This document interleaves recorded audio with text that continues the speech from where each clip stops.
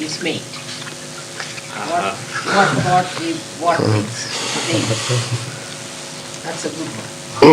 And in that, you are giving me now the saris and everything. You are also gods now. You are giving me saris. Nobody gave me a sari. Right?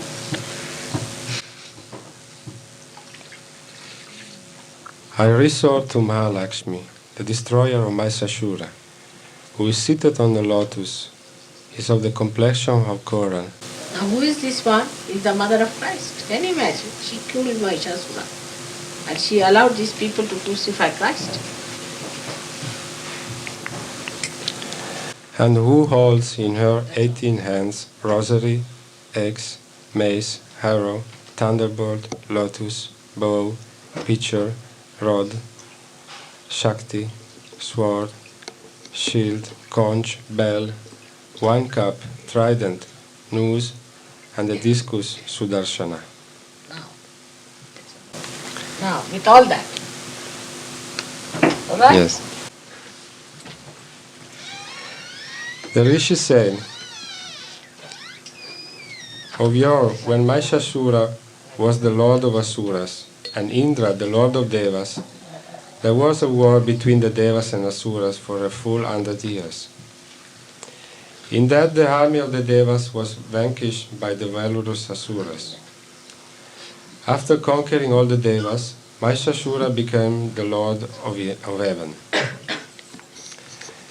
Then the vanquished Devas, headed by Brahma, the lord of beings, went to the place where Shiva and Vishnu were. The Devas described to them in detail, as it had happened, the story of their defeat brought by Mahishasura. Mahishasura himself has assumed the jurisdiction of Surya, Indra, Agni, Vayu, Chandra, Yama, and Varuna, and other Devas. Thrown out from heaven by that evil-natured Mahisha, the host of Devas wandered on the earth like mortals. All that has been done by the enemy of the Devas has been related to you both, and we have sought shelter under you both. May both of you be pleased to think out the means of his destruction. Having thus heard the sword of the Devas, Vishnu was angry, and also Shiva, and their faces became fierce with frowns. Then issued forth a great light from the face of Vishnu, who was full of intense anger, and from that of Brahma and Shiva too. From the bodies of Indra and other Devas also sprang forth a very great light, and all this light united together. The Devas saw there a concentration of light like a mountain blazing excessively, pervading all the quarters with its flames. Then that unique light, produced from the bodies of all the Devas, pervading the three worlds with its lust, combined into one and became a female form.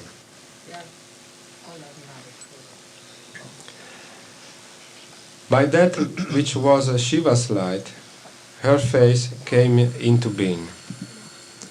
By Yama's light, her hair. By Vishnu's light, her arms. And by Chandra's light, her two breasts. By Indra's light, her waist. By Varuna's light, her shanks and things. By Varuna's light, her shanks. Varuna's light. The light of Varuna. What is it? It create shanks. And gave you The upper part of the leg, the thigh. Shanks.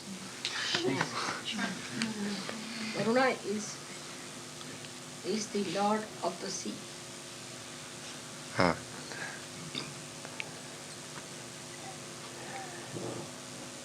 And thighs, and by her light, her hips, By Brahma's light her feet came into being, by Surya's light her toes, by Vasu's her fingers, by Kubera's light her nose. By Prajapati's light her teeth came into being, and similarly by Agni's light her 3 eyes were formed. The light of the 2 Sandhyas became her eyes brown, the light of Vayu her ears. The manifestation of the lights of other devas too contributed to the being of the auspicious Devi. Then, looking at her, who had come into being from the assembled light of all the devas, the immortals who were oppressed by Mahishasura experienced joy. The bearer of Pinaka, drawing forth a trident from his own trident, presented it to her.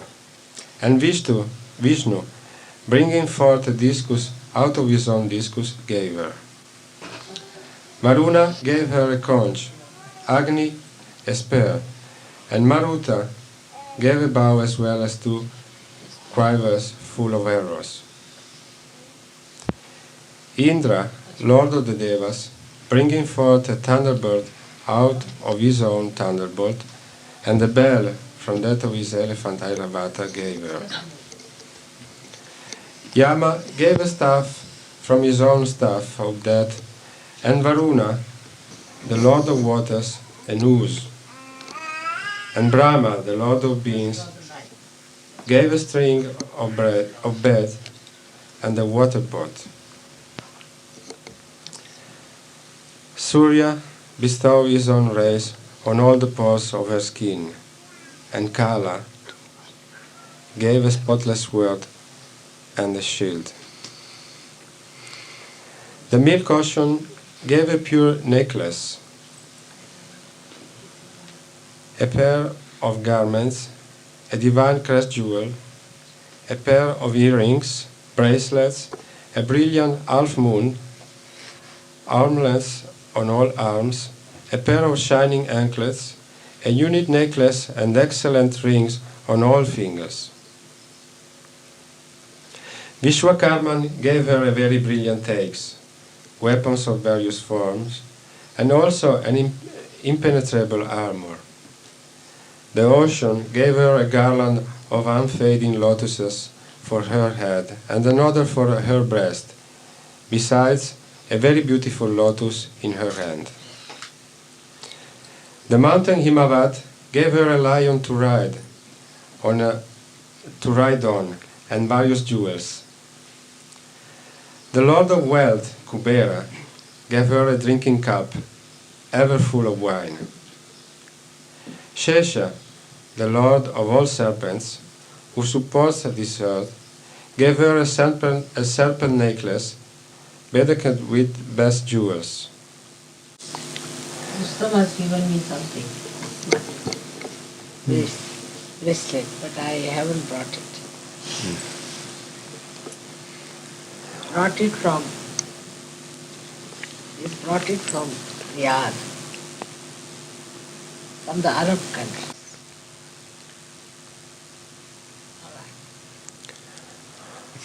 Honored likewise by other devas, also with ornaments and weapons, the Devi gave out a loud roar, with a defying laugh, again and again.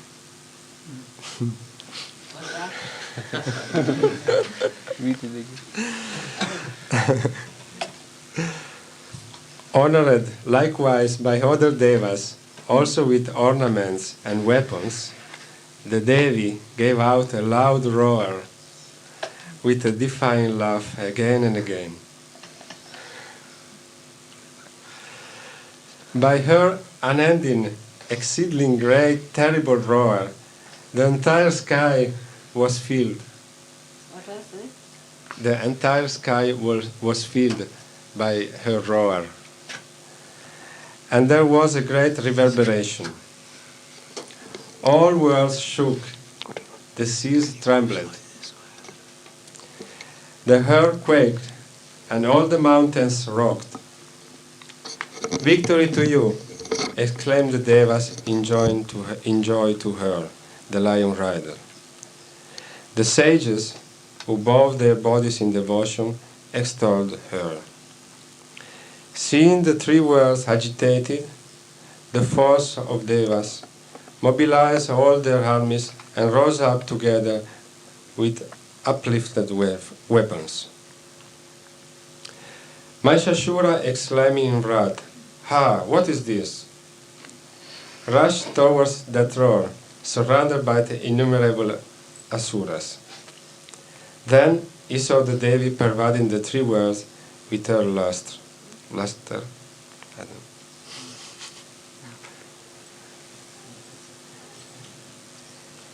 Making the earth bend with her footstep, scraping the sky with her diadem, shaking the nether worlds with the twang of her bowstring, and standing there pervading all the quarters around with her 1,000 arms. Then began a battle between that Devi and the enemies of the Devas, in which the quarters of the sky were illuminated by the weapons and arms hurled diversely.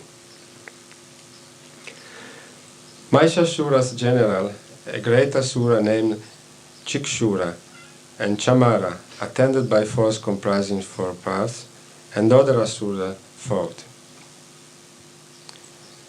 A great asura named Udagra, with 60,000 chariots, and Mahanu, with 10 million. The one with so many Rolls Royces. Can be.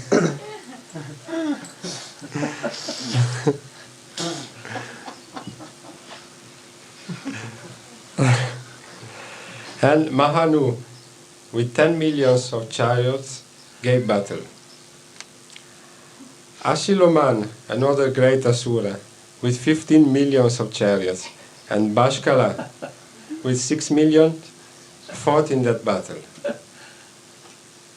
Parivarita, with many thousands of elephants and horses, and surrounded by 10 millions of chariots, fought in that battle. Just like that. So you can understand these Rakshasas in modern times also are having so many Rolls Royces, so many people following them, thousands and thousands, look at that. And only one God is to fight.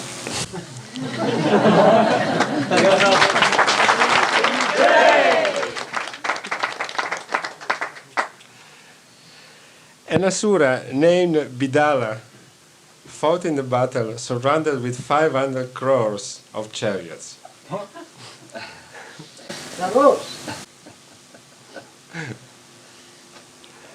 I mean, a chariot, I think, is equal to the price of a 100th or maybe 1,000th of a Rolls Royce. So it's all right.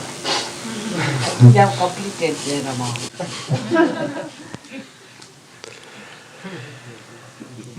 And other great asuras, thousands in number, surrounded with chariots, elephants, and horses, fought with the Devi in that battle. Now you should understand how the Asuras had such a powerful army, had so many people to fight, had such big elephants and all those things, showing how much money they must be having. And that's what you see today also, same thing. They have all the money, they have all the chariots, they have everything, elephants and everything to fight, but they are not successful.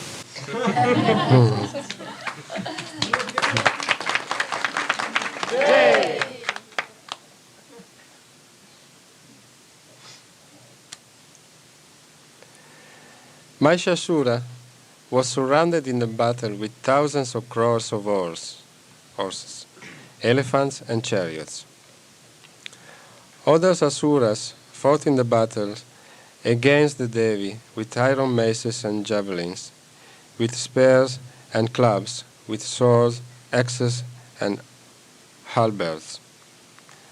Some hurled spears and other nooses. They began to strike her with swords in order to kill her.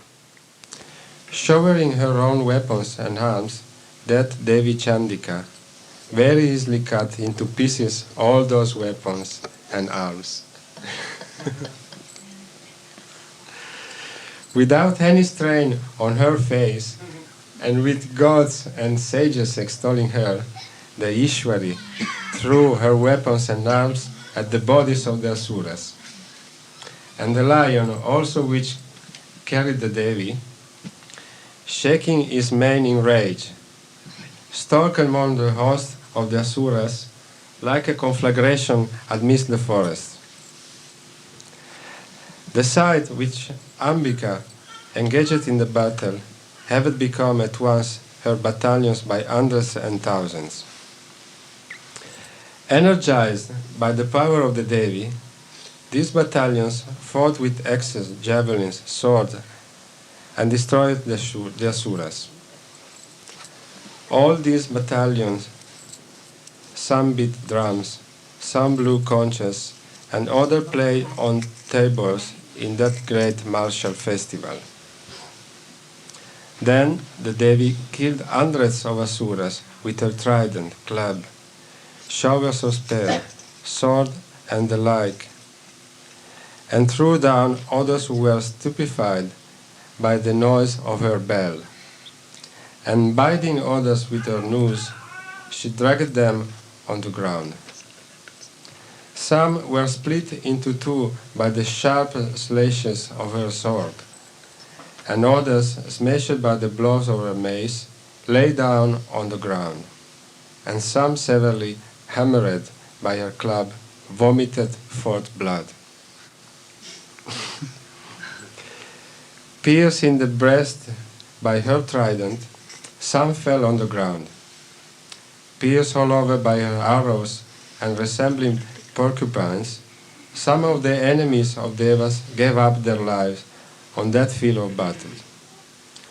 Some had their arms cut off, some their necks broken, the head of others rolled down. Some others were torn asunder in the middle of their trunks, and some great Asuras fell on the ground with their legs severed. Some rendered one-armed, one-eyed, and one-legged were again clove in twain by the Devi, and others, thou rendered headless, fell and rose again. Headless trunks fought with the Devi with best weapons in their hands. Some of these headless trunks danced there in the battle to the rhythm of the musical instruments. The trunks of some other great Asuras, with their sword, spear and lances still in their hands, shouted at the Devi with their just severed heads, "Stop, stop!" That part of earth where the battle was fought became impassable with the Asuras, elephants and horses and chariots that had been felled.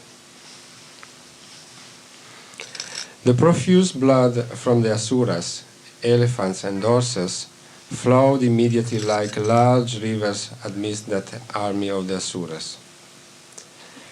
As fire consumes a huge heap of straw and wood, so did Ambika destroy that vast army of Asuras in no time.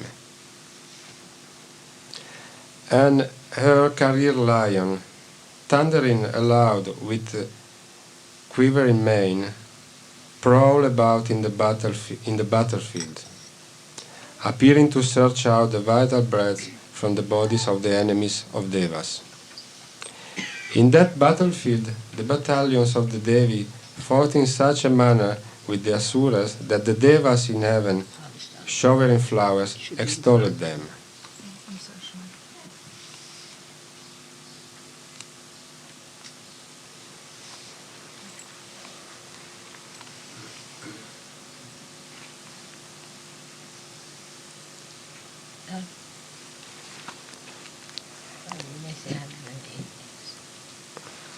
Lo Sri Durga Mata Mataji Sri Navana Devi ki Jai!